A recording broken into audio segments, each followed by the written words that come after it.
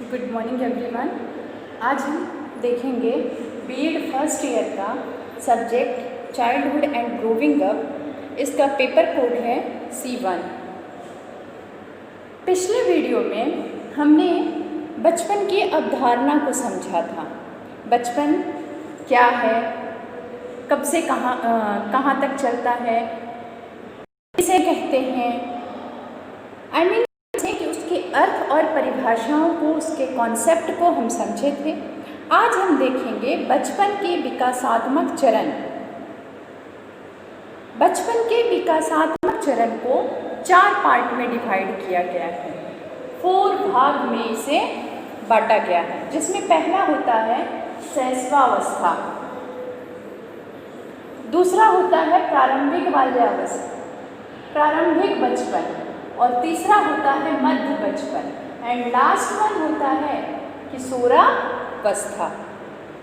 पिछले वीडियो में मैंने बताया था कि बचपन का काल जो होता है जन्म से किशोरावस्था तक चलता है। तो आज हम उसके विकासात्मक चरण पे डिस्कशन कर रहे हैं। तो सबसे पहले हम देखते हैं शैशवावस्था।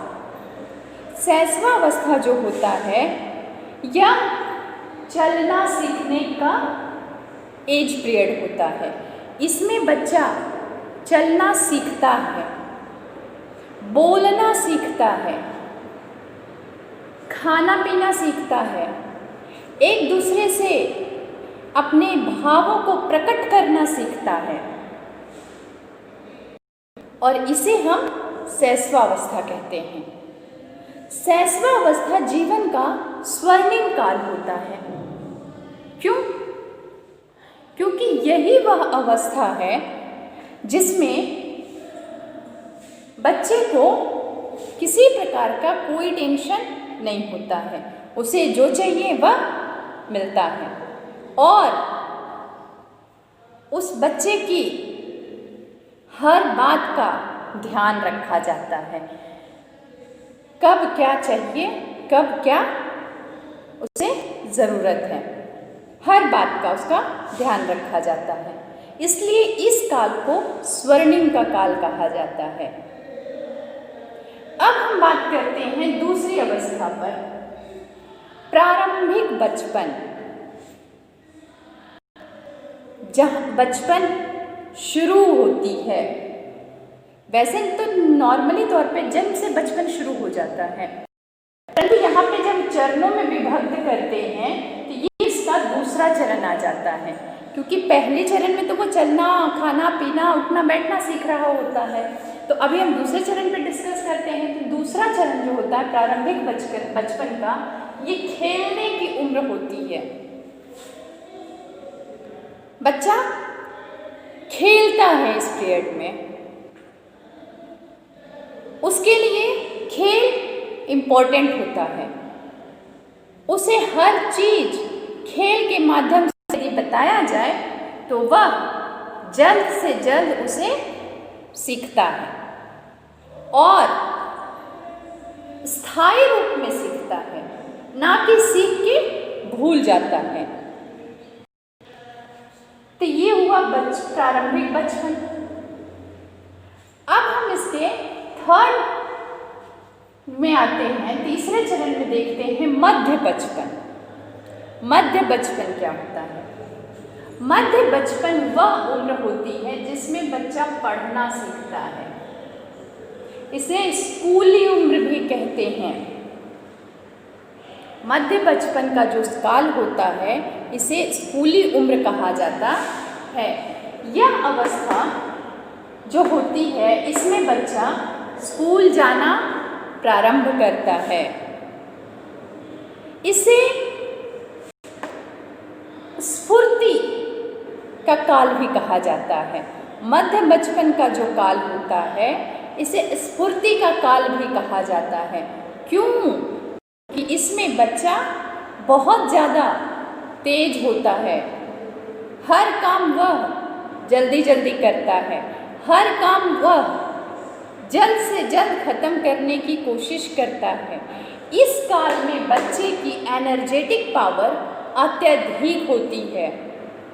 दौड़ना, भागना, कूदना, उठना, बैठना, सारे जो कार्य होते हैं इसमें मध्य बचपन की अवस्था में वह तेजी से करता है और स्कूल भी जाता है, पढ़ता है, लिखता है, ज्ञान को ग्रहण करता है, दोस्त बनाता है और उस काल को बचपन का काल कहते हैं। अब हम यहाँ बात करते हैं 4th पॉइंट की, चौथे चरण की, किशोरावस्था। किशोरावस्था ऐसा काल है जिसमें बच्चे को अत्यधिक देखभाल की आवश्यकता होती है। इसे वयसंधि की अवस्था, किशोरावस्था बचपन का अंतिम अवस्था होता है। ये जन्म से शुरू होकर अवस्था पे आके खत्म हो जाता है, इसलिए किशोरावस्था को बचपन का अंतिम अवस्था कहा जाता है। इस अवस्था में बच्चे बड़े हो जाते हैं, उनकी यौवन की दशा शुरू होती है। किशोरावस्था का अंत वयस्कता की शुरुआत तक चलता है। जब तक बच्चा वयस्क नहीं हो जाता है तब तक यह अवस्था चलती रहती है। जैसे ही बच्चा वयस्क हो जाता है यह अवस्था खत्म हो जाती है, यानी कि बचपन की अवस्था खत्म, एंड।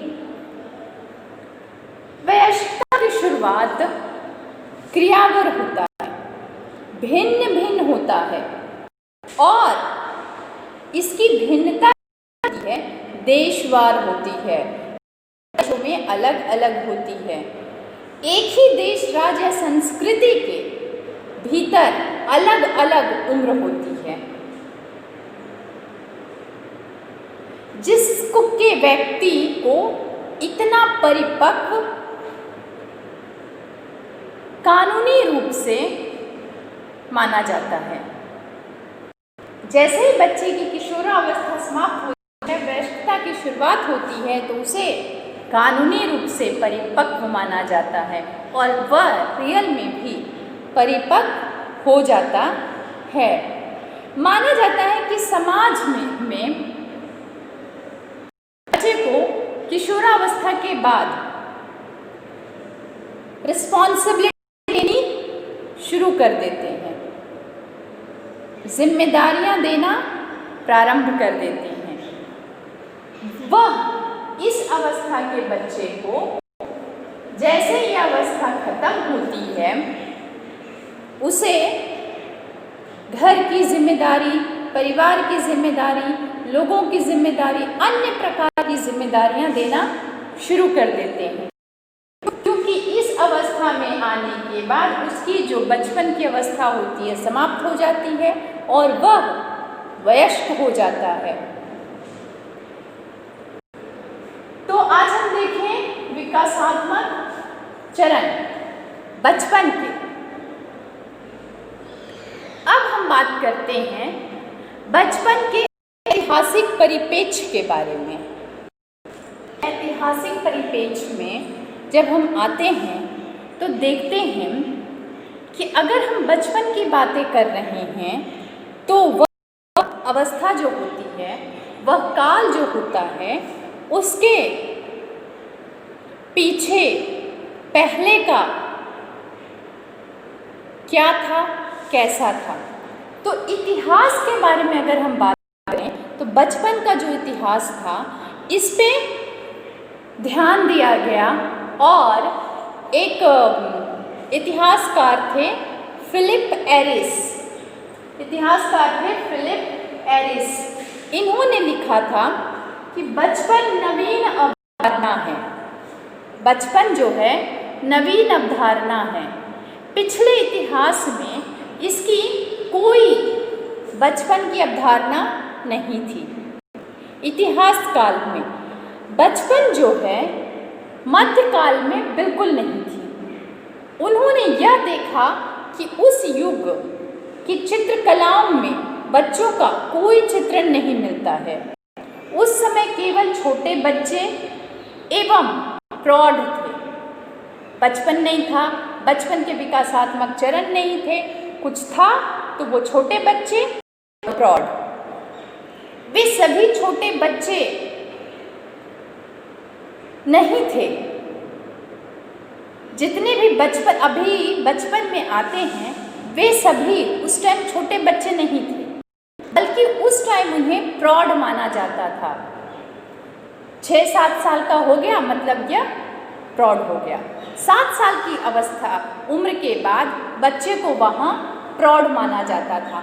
उनका जो था शरीर कितना शारीरिक भाषा, प्रौढ़ों जैसा हाव भाव सहित प्रौढ़ों की वेशभूषा में उन्हें चित्रित किया जाता था। पहले जब हम इतिहास की बात करते हैं तब बहुत से जवान लोगों को प्रशिक्षु बनाया जाता था, जो खेतों में काम करने वाले हो गए, और बहुत कम उम्र के लोगों को प्रौढ़ों के रूप में रेखा में देखा जाता था। यहाँ तक कि लगभग 7 वर्ष तक के लोगों को भी लघु वयस्क के रूप में देखा गया, ना कि बच्चे के रूप में। परंतु है कि बच्चा जो है वह किशोरावस्था तक चलता है, जन्म से लेकर किशोरावस्था तक उसका बचपन चलता है। परंतु उस टाइम पे 7 वर्ष का बच्चा हो गया मीन्स वह लघु वयस्क हो गया, ऐसा कहा जाता था।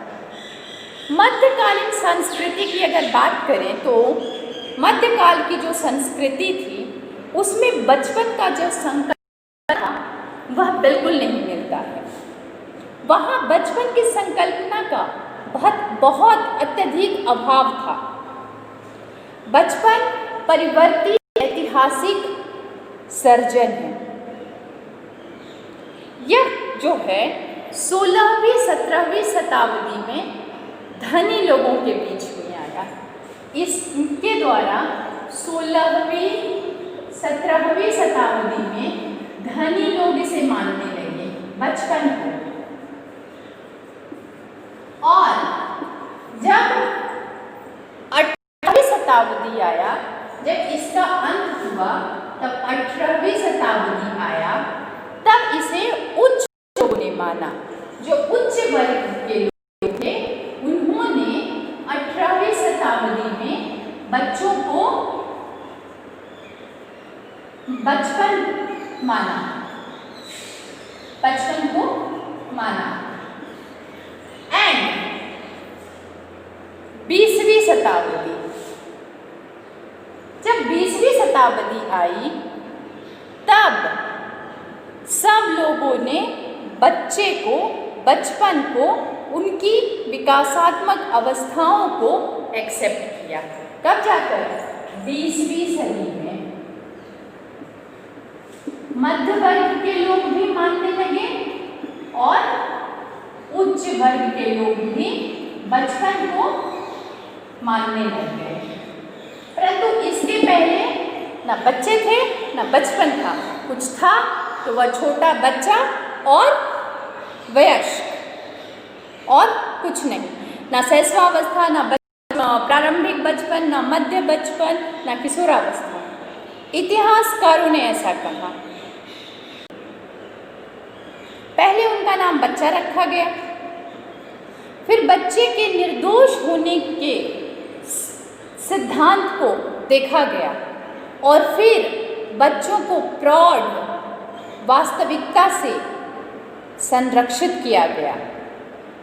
उन्हें जन्म, मृत्यु, लिंग, दुखद घटना और इत्यादि प्रकार के जो भी कार्य होते हैं उन्हें प्रौढ़ समाज की घटनाओं के क्रम में रखा गया, और इन तथ्यों को बच्चों से छिपाया जाता था। बच्चों को उम्र द्वारा अलग किया जाता था। ये हमारे ऐतिहासिक परिपेक्ष थे फिलिप एरिक्स के द्वारा। अब हम बात करते हैं दूसरे विचारक जॉन हॉल्ट की। ये जॉन हॉल्ट थे, ये विचारक थे। उन्होंने आधुनिक समाज में जवान लोगों और उनके स्थान अथवा स्थान के अभाव के बारे में लिखा है। यह जो थे जवान लोगों के बारे में लिखते हैं। और क्या लिखते हैं? बचपन की आधुनिक संस्था, अभिवृत्ति, परंपराओं और नियमों के बारे में चर्चा किया है जॉन हॉल्ट ने। इनका कहना है कि जो बचपन होता है यह जीवन में परिभाषित व उनका स्थान निर्धारित करता है और बृहद स्तर पर उनके जीवन को किस तरह का था और हम सभी बड़े लोग उनके साथ किस प्रकार के व्यवहार करते थे वह बताता है। उन्होंने आगे बहुत सी स्थितियों के बारे में बात की है।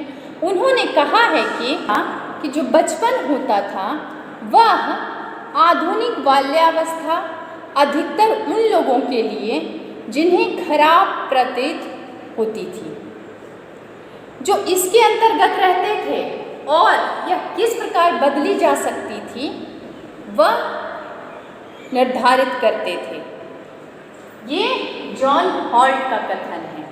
तो हमने इस तरह से देखा बचपन के ऐतिहासिक परिप्रेक्ष्य में दो विचारकों के मत को, फिलिप एरिक्स और जॉन हॉल्ट को। अब हम देखते हैं बचपन के समकालीन परिप्रेक्ष्य। बचपन का समकालीन परिप्रेक्ष्य कैसा था? बचपन का समकालीन परिप्रेक्ष्य जो है ये एक मनोवैज्ञानिक थे जो एल किंचल और शर्ली आर। इन्होंने बचपन की शिक्षा पर आलोचनात्मक सिद्धांत का निर्माण किया जिसे इन्होंने किंडर कल्चर का नाम दिया।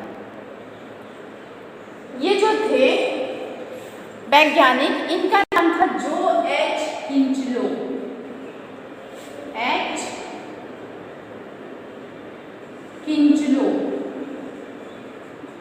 और इनके साथ एक और वैज्ञानिक थे, उनका नाम था शर्ली आर स्टीनबर्ग।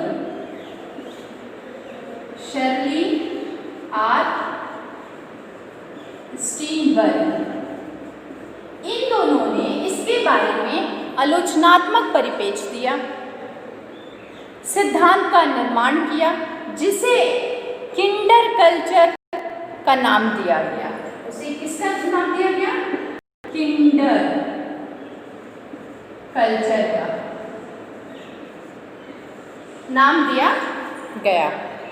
किंचले और स्टीनबर्ग ने बचपन के अध्ययन के लिए कई अनुसंधान और सैद्धांतिक विमर्शों का उपयोग किया।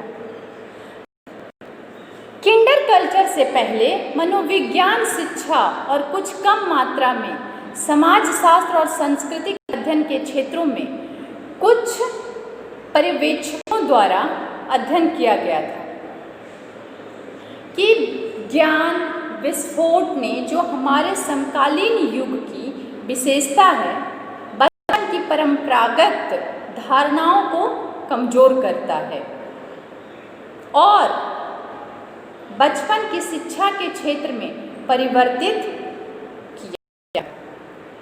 इन्होंने समकालीन सूचना और औद्योगिक को आकार दिया, निर्देशित और नियोजित किया। उन्होंने बचपन को पुनः निरूपण में एक अतिरंजित भूमिका निभाई, उसे पुनः निर्माण करने की कोशिश की। किंचले और स्टीनबर्ग जो थे, इनका मानना था कि बेशक सूचना प्रौद्योगिकी ने अकेले ही बचपन के नए युग का सूत्रपात नहीं किया। जाहिर है कई सामाजिक, सांस्कृतिक, राजनीतिक और आर्थिक कारकों ने इस तरह के परिवर्तनों को संचालित किया। इसका जो उन्होंने बनाया था, इसका जो मुख्य प्रयोजन था वह था सामाजिक, सांस्कृतिक, राजनीतिक और आर्थिक रूप से बचपन की बदलती ऐतिहासिक स्थिति को स्थापित करना तथा विविध मीडिया तथा स्थापना में सहायक उन तरीकों को विशेष रूप से जांचना, जिसे किंचले तथा स्टीनबर्ग ने नया बचपन कहा। इन सारी बातों को इन दोनों ने मिला के नया बचपन का नाम दिया।